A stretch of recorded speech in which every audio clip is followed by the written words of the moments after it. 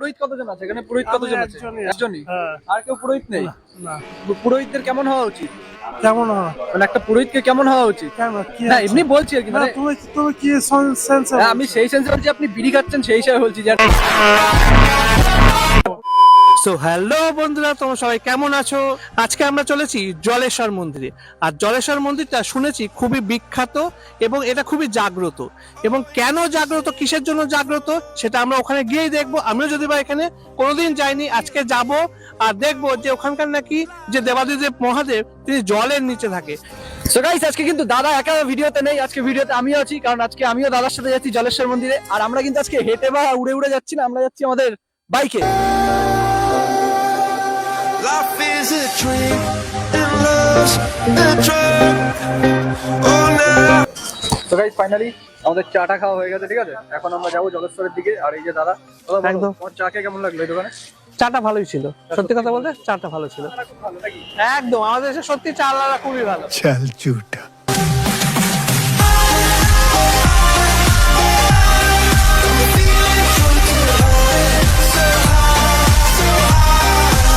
বন্ধুরা, আমরা দাঁড়িয়ে আছি এই জলেশ্বর মন্দির, অর্থাৎ আমি দেখতেই পাচ্ছ যে জলেশ্বর মন্দিরের ভেতরে একদম আমি দাঁড়িয়ে আছি। এইমাত্র এখানকার যে পুরোহিত ছিলেন তার কাছ থেকে প্রসাদ গ্রহণ করলাম।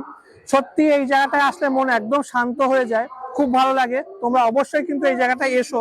বন্ধুরা, এখন আমি দাঁড়িয়ে আছি শিব পুকুরে, অর্থাৎ জলেশ্বর মন্দিরে শিব পুকুর। এই শিব পুকুরটার একটা সুপ্রাচীন ইতিহাস রয়েছে, কারণ এই শিব পুকুরেই আমাদের জলেশ্বর যে দেব রয়েছে, অর্থাৎ দেবাদিদেব মহাদেব রয়েছে, তিনি বিরাজমান করেন। অর্থাৎ সারা বছর এই পুকুরের নিচেই সেই দেবাদিদেবের মূর্তি রয়েছে, যে সম্পর্কে আমি কিছুক্ষণ আগেই বললাম।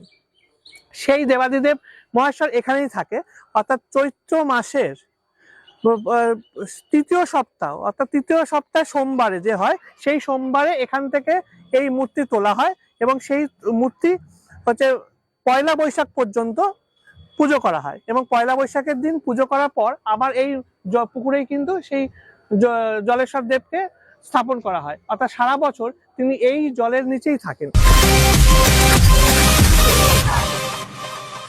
Oranges sent from up.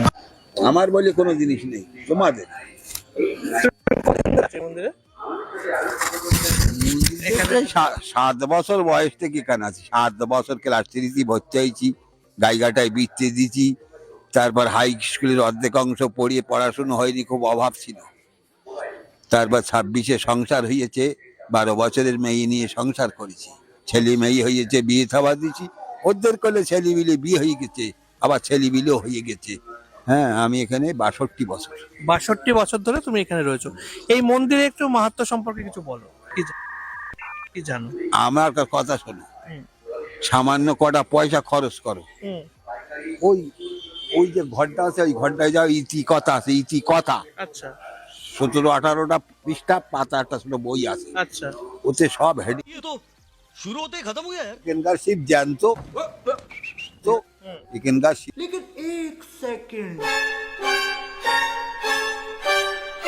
हीरोगिरी ये पीने में শিব ছিল রাম ইতিহাস, আচ্ছা এখানকার শিব। মন্দিরের বিশেষত্ব কি এখানে? মন্দিরে বিশেষত্ব বাবা পুকুরে থাকে, আবার তৃতীয় সোমবার তোলা হয়, আবার পয়লা বৈশাখে জলে দেওয়া 8 গ্রাম ঘোরানো হয়। এখানে বাবাকে- এখানে পুরোহিত কতজন আছে? এখানে পুরোহিত আমি কতজন আছে? একজনই আছি। একজনই। হ্যাঁ। আর কেউ পুরোহিত নেই? না। পুরোহিতদের কেমন হওয়া উচিত? কেমন হয়? মানে একটা পুরোহিতকে কেমন হওয়া উচিত? কেন কি না আছে? এমনি বলছি আর কি, না, মানে তুমি কি সেন্স? আমি সেই সেন্সে বলছি, আপনি বিড়ি খাচ্ছেন সেই হিসাবে বলছি যে পুরোহিতকে কেমন হওয়া উচিত, এর জন্যই বললাম।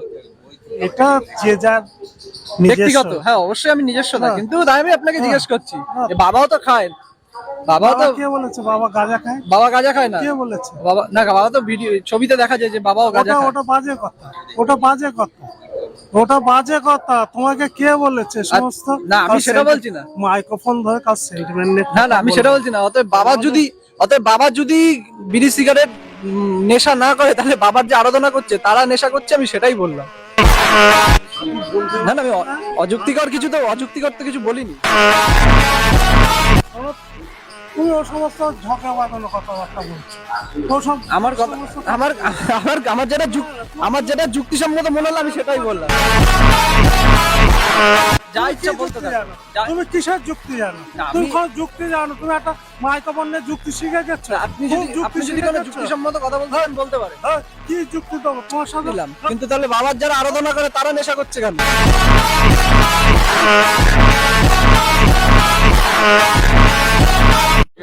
আচ্ছা, সে যদি মন্দিরে দাঁড়িয়ে বিড়ি সিগারেট এইসব খায়, এটা কি উচিত কি উচিত না?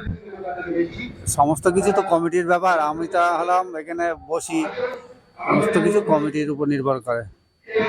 আচ্ছা, তাহলে কাকু এই বিষয়টা এড়িয়ে যেতে চাইছে, বলতে চাইছে না, কারণ যেহেতু মন্দিরে রয়েছে তা আমরা এই নিয়ে বেশি কথা বলছি না। বলছি আপনি কি এই কমিটির? আমি কমিটির একজন সদস্য।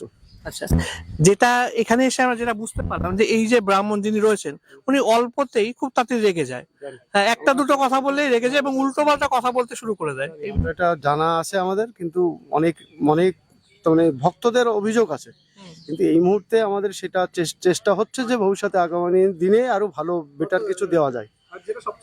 সবচেয়ে ভালো ব্রাহ্মণ যেটা আপনাদের পরিষেবা দেওয়া যায় তার জন্য প্রচেষ্টা চলছে। আগামী দিনে কতদিন করতে পারবো আমরা সেটা বলতে পারছি না, তবে চেষ্টা চলছে।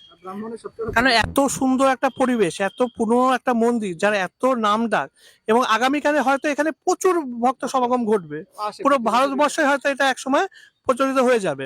এবার সেরকম একটা জায়গা কিন্তু পুরোহিতকে খুব নম্র ভদ্র মার্জিত হতে হবে। একটা দুটো কোশ্চেন যদি কেউ করেও বসে তাহলে সেই কোশ্চেনে কিন্তু রেগে যাওয়া সহজে উচিত নয়। রেগে যাওয়া উচিত নয়, এটা স্বাভাবিক। কারণ একটা ব্রাহ্মণের স্বভাব সিদ্ধ হবে ঠান্ডা স্বভাবের, একদম মিষ্টি স্বভাবের। সবাই কারণ জ্ঞান যার যত বেশি থাকে তত সে তত নম্র হয়, ভদ্র হয়, রাগ তত তার কম থাকে। প্রশমিত রাখতে একদম। রাগকে ব্রাহ্মণ মানে রাগ প্রশমিত থাকবে, একদম।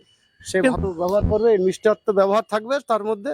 কিন্তু এটা আমাদের একটু জানা আছে, কিন্তু সমস্যা এই মুহূর্তে হচ্ছে না, আগামী দিনে সেটা ঠিক হয়ে যাবে। কারণ এখানে যা বুঝতে পারছি প্রচুর লোক আসবে ভবিষ্যতে, প্রচুর লোক আসবে, সমাগম করবে, এবং এই মন্দিরের নাম হয়তো দূর দূর অনেক দূর দূর পর্যন্ত আরো ছড়িয়ে যাবে। এখনো এই জলেশ্বর দেবের নাম প্রচুর জায়গায় রয়েছে এবং খুবই জাগ্রত একটা মন্দির। আর আমি ব্রাহ্মণের নেশা নিয়ে কি বলতে? হ্যাঁ, ব্রাহ্মণ এখানে দেখলাম যে মন্দিরে দাঁড়িয়ে বিড়ি সিগারেট দেখো, সব খাচ্ছে। কথা সবসময় বলা যায় না, ঠিক আছে? একটা একদম। মিডিয়ার সামনে সব কথা বলা যায় না। ব্রাহ্মণ কি নেশা করে না করে সেটা সবসময় দেখানো যায় না, বা সেটা একটু সাইড রাখতে হয়, ঠিক আছে? कौन है ये लोग? তো বন্ধুরা, তোমরা এতক্ষণ আমাদের সঙ্গে ছিলে জলেশ্বর মন্দিরে। জলেশ্বর মন্দিরে দেখলে, আমরাও তোমাদেরকে দেখালাম যে ভেতরে কি হয়। ওখানকার পুরোহিত যিনি আছেন তার সম্পর্কেও আমরা কম বেশি জানলাম, যে পুরোহিত কিরকম, সেখানে কি করছে না করছে, তার জ্ঞান কতটা, সে কিরকম, এই সব সম্পর্কেও তোমরা দেখতে পেলে। তা আমরা এরকম আরো অনেক মন্দিরে যাব এবং সেখানে গিয়ে আমরা দেখব যে সত্যি সত্যি সেখানে মন্দিরের পরিবেশ বা আবহাওয়া রয়েছে কিনা। যে মন্দির যেরকম হওয়া উচিত, আমাদের সনাতনীদের মনের মধ্যে মন্দির সম্পর্কে যেরকম একটা ধারণা রয়েছে, আসলেই কি সেই মন্দিরগুলো সেরকম রয়েছে, নাকি কিছু ভণ্ড মানুষ সেই সব মন্দিরের পরিবেশকে নষ্ট করছে বা নিজেদের স্বার্থের কাজে ব্যবহার করছে। তো সেগুলো আমরা দেখতে থাকবো। এরকম অনেক আরো মন্দিরে যাব, তবে অবশ্যই কিন্তু আমাদের ব্লগকে তোমরা দেখতে থাকো এবং আমাদের পেজটাকে ফলো করতে